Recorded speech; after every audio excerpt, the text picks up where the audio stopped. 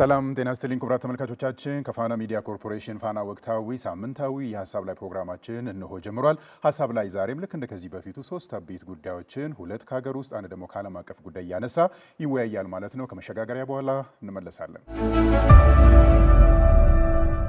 ኢትዮጵያ በጠቅላይ ሚኒስትሯ የተወከለችበት የቡድን 20 አባል ሀገራት ጉባኤ በደቡብ አፍሪካ ተካሂዷል። የጉባኤው ዋና የትኩረት አቅጣጫዎች ምን ነበሩ?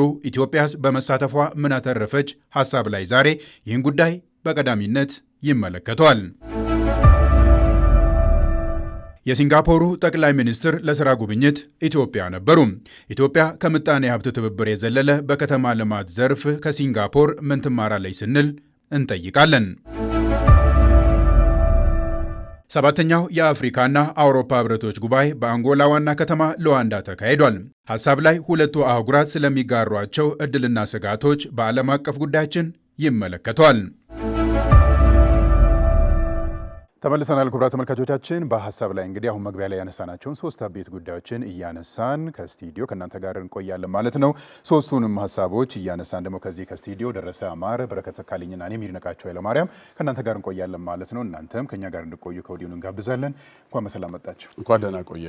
ዛሬ እንግዲህ መግቢያ ላይ እንዳነሳ ነው 3ቱን ሐሳቦች እናነሳለን። በተለይ በዚህ ሳምንት የዓለም የሚዲያ ተቋማት መነጋገሪያ ነውና ትልቅ ሐሳብም የተነሳበት የቡድን 20 አባላት ሀገራት ለመጀመሪያ ጊዜ በአፍሪካ ምድር በደቡብ አፍሪካ ተካሂዷል ማለት ነው። የዘንድሮ እንግዲህ ለየት የሚያደርገው ብዙውን ጊዜ እንደሚባለው የአሜሪካ መቅረት እንደ መነጋገሪያ ነበር የተነሳው። ግን አሜሪካ መጣችም አልመጣችም G20 ወይም ደግሞ የቡድን 20 አባል ሀገራት ጉባኤ ተካሂደው ዋና የተባሉ ሐሳቦች ተነስተውበታል፣ ተወያይተውበታል ማለት ነው። እንግዲህ ኢትዮጵያ ደግሞ በክቡር ጠቅላይ ሚኒስትሯ ተወክላ ሐሳቧን አቅርባ እዛ ላይ ብዙ ሐሳቦች ተነስተዋል። እንግዲህ የቡድን 20 አባል ሀገራት ውይይት እንግዲህ በየዓመቱ ሲወያዩ በየጊዜው የሚነሱ አጀንዳዎች አሉ። በተለይ ከኢኮኖሚ ጋር ተያይዞ የሚነሱ ጉዳዮች በስፋት ይነሳሉ።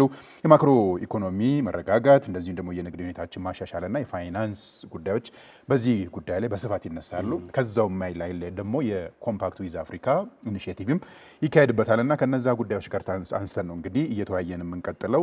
ኢትዮጵያ እንደ ሀገር መነሻችንም መዳረሻችንም የሀገራችን ብሔራዊ ጥቅምና ኢትዮጵያ እንደመሆኑ አንጻር ኢትዮጵያ እዚህ ላይ ተሳትፋለች። በጠቅላይ ሚኒስትሯ ዶክተር አብይ አህመድ ተገኝቶበት ብዙ ንግግሮችን ኢትዮጵያንና አፍሪካን የሚመለከቱ ጉዳዮችን አንስተዋል።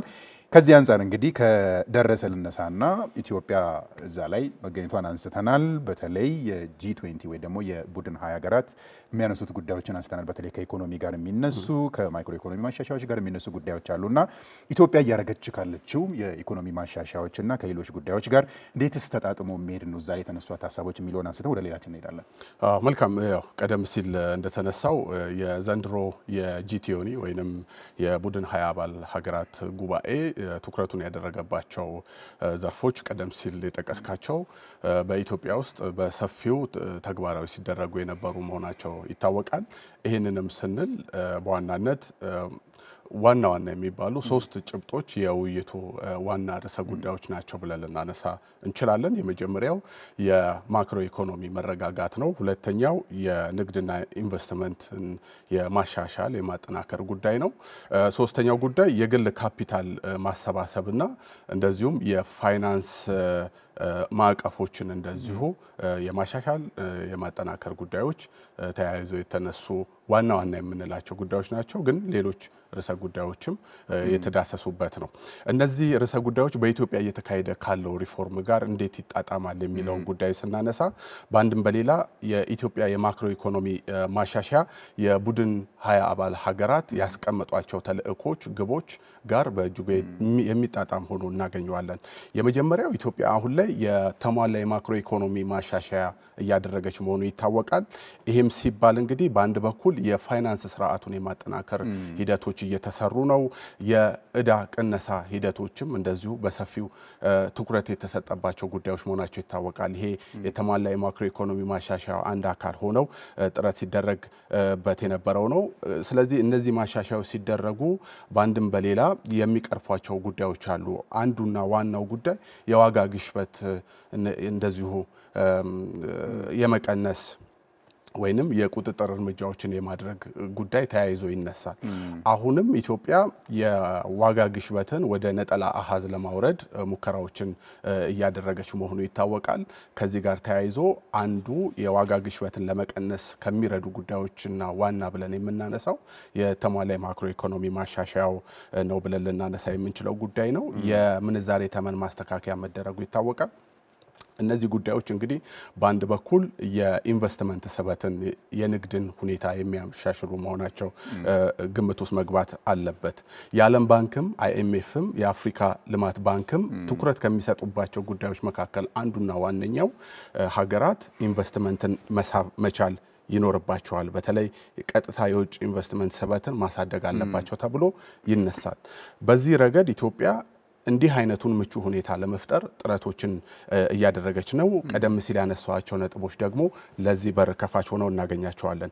ሌላኛው የንግድና የኢንቨስትመንት ማሻሻያ ጉዳይ ነው። ይሄ ሲነሳ በፋይናንስ ስርዓቱ ላይ ሰፊ የሆነ ማሻሻያ መደረጉ ይታወቃል። ይሄ ከኮምፓክት ዊዝ አፍሪካም እንደዚሁም ደግሞ ከቡድን 20 አባል ሀገራት ግቦች ጋር የተጣጣመ ሆኖ እናገኘዋለን። የፋይናንስ ስርዓት ማሻሻል ስንል አንዱ ለንግድና ለኢንቨስትመንት ምቹ ሁኔታ መፍጠር ነው። አንዱ ጉዳይ የፋይናንስ ስርዓቱን ዘመናዊ ማድረግ ጉዳይ ነው። ይሄም ተጠናክሮ የሄደ ጉዳይ ነው። በተለይ ደግሞ ለሀገር ውስጥ ለሚገኙ ባንኮች ትንሽ የመጫወቻ ቦታውን የማስፋት ሁኔታዎች አሉ። የውጭ ባንኮችን ደግሞ እንደዚሁ ቀስ በቀስ ወደ ሀገር ውስጥ የማስገባት ሂደቶችም ተጠናክረው ቀጥለዋል። የዲጂታል የፋይናንስ ሁኔታም በእጅጉ ብዙ ለውጦችን እያየንበት ያለው ዘርፍ ነው ብለን ልናነሳ እንችላለን። ኢንቨስትመንትን ከሚስቡ ጉዳዮች ሌላኛው የካፒታል ገበያ ማቋቋም ነው። ይሄም በትኩረት ተሰጥቶበታል። ሌላኛው የህግ ጉዳይ ነው። የኢንቨስትመንት ህጉም የንግድ ህጉም እንደዚሁ የተሻሻለበት ሁኔታ እናነሳለን። ሌላው ትልቁ ማነቆ የሆነው አሁን ዓለም ትዕግስት የሚባል ነገር አጥቷልና የቢሮክራሲ መዘግየቶች አንድ እንቅፋት ሆነው የመጡበት ሁኔታዎች አሉ። መንግስት ደግሞ ለዚህ አመቺ የሆነ የመሶብ ወይንም በአንድ መስኮት አገልግሎት እንደዚሁ ተግባራዊ ያደረገበት ሁኔታዎችን ማንሳት እንችላለን። ኤክስፖርትን የማሳደግም ሁኔታ ተያይዞ ልናነሳው እንችላለን። የመጨረሻው ማነሳው ጉዳይ የግል ካፒታልን የማጠናከር ጉዳይ ነው። ኢትዮጵያ ለፕራይቬታይዜሽን ወይንም ደግሞ መንግስት ከዚህ ቀደም በሞኖፖሊ የያዛቸው ሴክተሮችን ወደ ግሉ የማዞር ሁኔታዎችም ተጠናክረው ቀጥለዋል። ኢትዮ ቴሌኮምን ማንሳት እንችላለን። አሁን እንደውም በሰፊው የምንመለከተው መንግስት ቤት እንኳን እሰራላቸዋለሁ የሚለን መንግስት ነበረ ከዚህ ቀደም። አሁን ግን የግሉ ዘርፉ በተለያዩ የቤት ልማቶች ላይ እየተሳተፈ እየተመለከት ነውና እንደዚህ አይነት በሀገር ውስጥ ባሉ የኢኮኖሚ አውታሮች ውስጥ የግሉን ዘርፍ ማሳተፍ ትልቅ የሆነ እምርታ ነው። እነዚህ ጉዳዮች እንግዲህ ተደምረው ነው ከቡድን 20 አባል ሀገራትም ከኮምፓክት ዊዝ አፍሪካም ግቦች ጋር የተጣጣመ ነው ብለን የምናነሳው።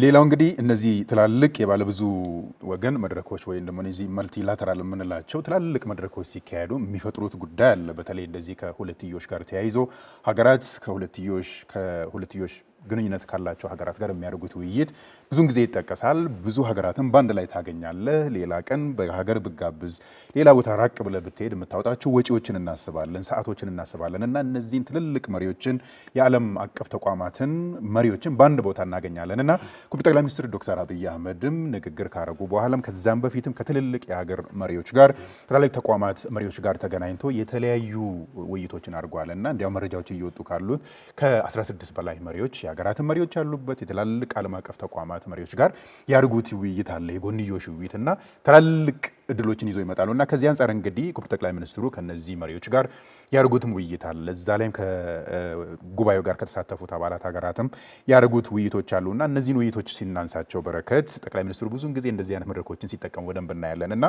ምናልባትም እንደሳቸው ብዙ ሰዎችን አግኝቶ ያናገረ ሰው ያለ አይመስለኝም። ከዚህ በላይ ሊነጋሳ ይችላል እና ኢትዮጵያ በዚህ ደረጃ በጠቅላይ ሚኒስትሯ ከነዚህ አመራሮች ጋር ከነዚህ የዓለም አቀፍ ተቋማትና የሀገራት መሪዎች ጋር ያደረጉት ውይይት ለኢትዮጵያ ምን ይዞ ይመጣል፣ ምንስ ፋይዳ ይኖረዋል ብለን ማንሳት እንችላለን የሚለውን እናንሳ።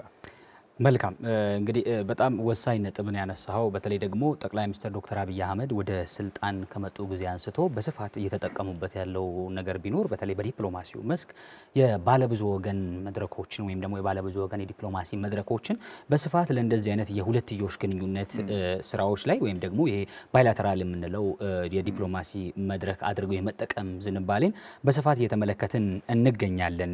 ጠቅላይ ሚኒስትር ዶክተር አብይ አህመድ ይህንንም እየተከተሉት እንደሆነ ይታወቃል። በአንድ መድረክ ላይ ወጪ ቆጣቢ በሆነ መልኩ በርከት ያሉ ሀገራት መሪዎችን ሲያገኙ እንዲሁም የተቋማት መሪዎችን ሲያነጋግሩ እንመለከታለን። እንዲህ አይነት ጉባኤዎች እንግዲህ ኢትዮጵያ በተለይ በጠቅላይ ሚኒስትር ዶክተር አብይ አህመድ የዲፕሎማሲ አካሄድ ውስጥ በስፋት የምንመለከተው መድረኮቹን የኢኮኖሚ ዲፕሎማሲ ማካሄጃ ወይም ደግሞ ማከናወኛ አውድ አድርጎ የመጠቀም ዝንባሌዎችን በስፋት እየተመለከትን እንገኛለን። ይሄ በራሱ ለውጭ ቀጥታ ኢንቨስትመንት በእጅጉኑ አስተዋጽኦ እያደረገ ነው ያለው። ባለፉት 6 እና 7 ዓመታት ውስጥ እየተመለከትን ያለነውን በአፍሪካ ከፍተኛ የሆነ የውጭ ቀጥታ ኢንቨስትመንትን በመሳብ ቀዳሚ ወደ መሆን ያመጣትም አንዱ ይህ አይነቱ የዲፕሎማሲ አካሄድ መሆኑን ማንሳት እንችላለን።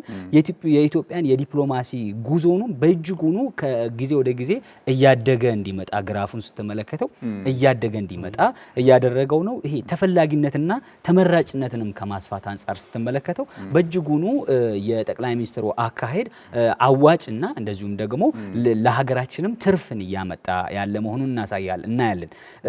ምንድነው ይሄ የጎንዮሽ ውይይት ትርፉ ምንድነው የሚለውን ግን ማንሳት ጠቃሚ ይሆናል። በዚህ ውስጥ 4 ጉዳዮች ጠቃሚ ሆነው ይመጣሉ። አንደኛ በዓለም አቀፍ ውሳኔዎች ላይ ተጽዕኖ የማድረግ እድልን በእጅጉኑ እያሰፋ ነው የሚገኘው ይህ አይነት አካሄድ።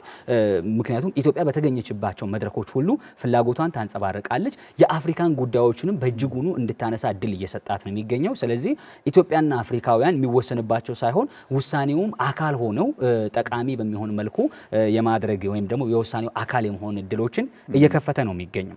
ሁለተኛው ነገር የሀገርን ብሔራዊ ጥቅምን ከማስጠበቅ አንጻር በእጅጉኑ እድል ፈጥሯል። ኢትዮጵያ ብሔራዊ ጥቅሞቿን በኢኮኖሚው እንዲሁም በዲፕሎማሲው መስክ ያላትን ጥቅሞች ከማስከበር አንጻር ለምሳሌ የባህር በርን ጉዳይ ብናነሳ ይህንን የባህር በር ጉዳይ አንድ እርምጃ ወደፊት እንድናራምደው ካደረገን መንገዶች መካከል አንዱ ይሄ በባለብዙ ወገን መድረኮች የሚደረጉ የሁለትዮሽ ውይይቶች ናቸው፣ ከመሪዎች ጋር የምናደርጋቸው ማለት ነው። ሌላኛው ኢንቨስትመንትን ቅድም ለመሳብ እንዳነሳሁት በእጅጉኑ አግዟል። ስለዚህ እንደ ጥቅል ስናነሳው በዚህ ዘመን የባለብዙ ወገን ዲፕሎማሲ መድረክ ስትራቴጂካዊ መሳሪያ ሆኖ ለሁለትዮሽ ግንኙነት በእጅጉኑ እያገዘ ነው። ግን ይሄንን የባለብዙ ወገን ዲፕሎማሲ ስናየው በዲፕሎማሲው አጠራር ይሄ ሰሚት ዲፕሎማሲ ይሉታል ወይም የጉባኤ ዲፕሎማሲ በመባል ነው የሚታወቀው። 1-3 ነገሮች ግን በዚህ ውስጥ አብረው ጎልተው ይነሳሉ። አንደኛ መሪዎች በቀጥታ ከሌሎች መሪዎች ጋር መነጋገር የሚችሉበትን አውድ ይፈጥራል። ይሄ አንዱ።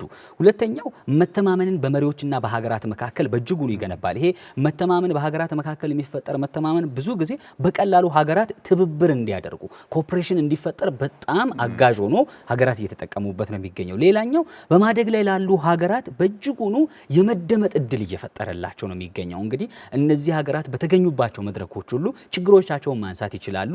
እንደገና ደግሞ ያላቸውን ተስፋ በሀገራቸው ውስጥ ያለውን አቅምና ፖቴንሻል ለዓለም አቀፉ ማህበረሰብ እንዲሁም ተቋማት በእጅጉኑ መናገርና ማስረዳት የሚችሉበትን እድል እየፈጠረ ነው።